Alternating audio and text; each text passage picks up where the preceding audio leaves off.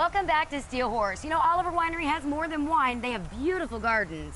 And last week in Noblesville, there was more than a ride going on. Let's check out the Torch of Life ride.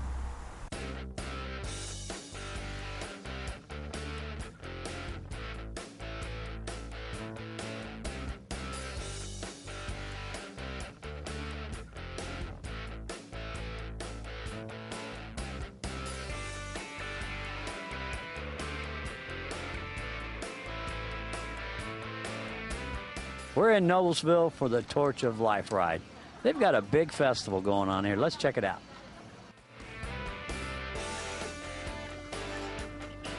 Now, I know this is the first one. What gave you the idea to put this Torch of Life ride together? Well, I understand that motorcycle people are real nice with their hearts, and we just thought that this would be a good idea. Noblesville is a nice town, and they got a lot of riders in it, so we put it together that way. Now tell me about the Torch of Life, what that's all about. It's about helping kids that are at risk. It's a real nice program. I mentor one kid myself.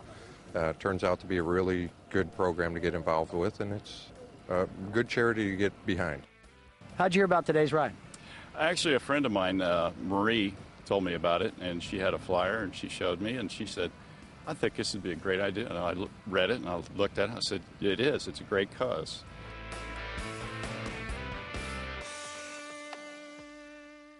I'm sure you're probably anxious to get on some of these things and bounce around, right? Mm-hmm. So you think you're going to like that better than all the motorcycles? Mm-hmm.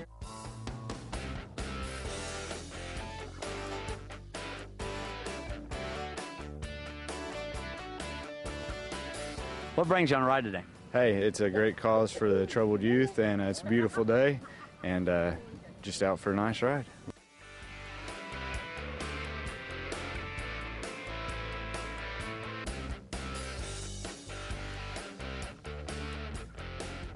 You know, my cameraman and I was just discussing how healthy a donut is for breakfast.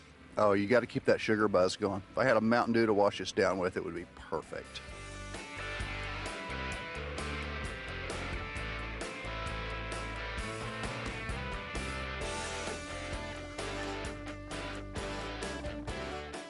I was on the Steel Horse website and was looking at the calendar for upcoming events and saw this one and went to the link and read about it, and it was for a good cause, and thought I would like to contribute to this charity also.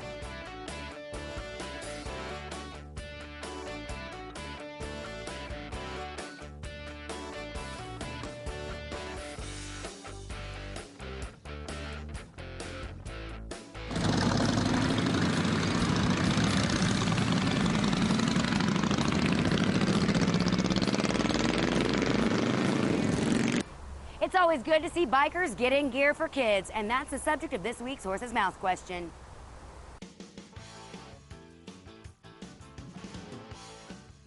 Brian Sipes asks, my 1984 Shadow VT700 will not shift into first gear. I can press the shifter down into neutral, and every once in a while it will slip into first. What could be the problem?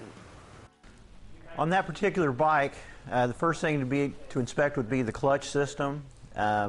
More than likely it's going to be a hydraulic clutch on that model. It's not uncommon to get air to work into the system where the system should have the air bled out of it with fresh fluid. That will definitely cause a shifting issue. If it's a cable type, any adjustments with the cable or possibly cable stretching. Slim chance probably in the transmission, but more than likely a cable, possibly a small adjustment. That would be the first thing to check. And you're straight from the horse's mouth. Just like water over the falls, the rides keep coming and coming. Like this on the first edition of the Southside Harley-Davidson calendar.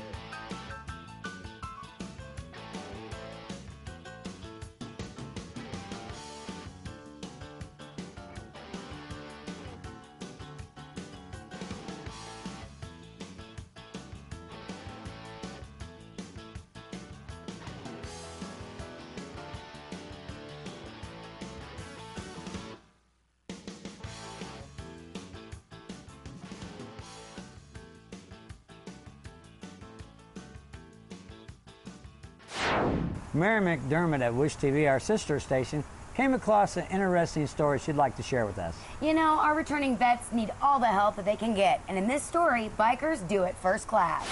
You've likely seen some of these men before. They're members of the Indiana Patriot Guard, a group of motorcycle riders who provide escorts for events such as military funerals.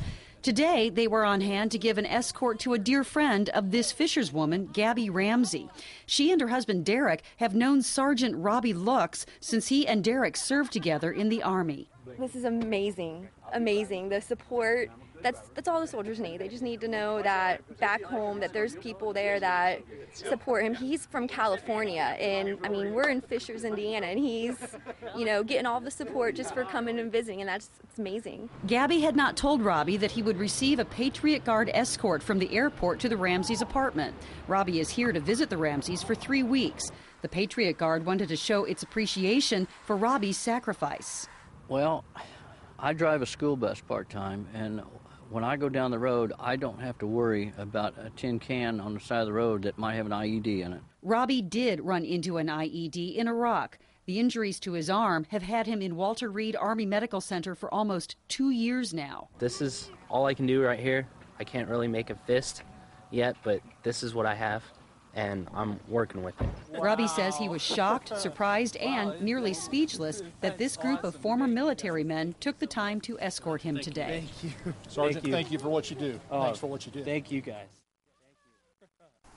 You know, the Patriot Guard riders have done a lot of great things in their short existence, and that's just one example. Now, thinking about taking a little trip? Here's a segment on Safety 101 about how to safely pack. Hi everybody, this week we're going to pack for a trip. And there's some things you should know about packing.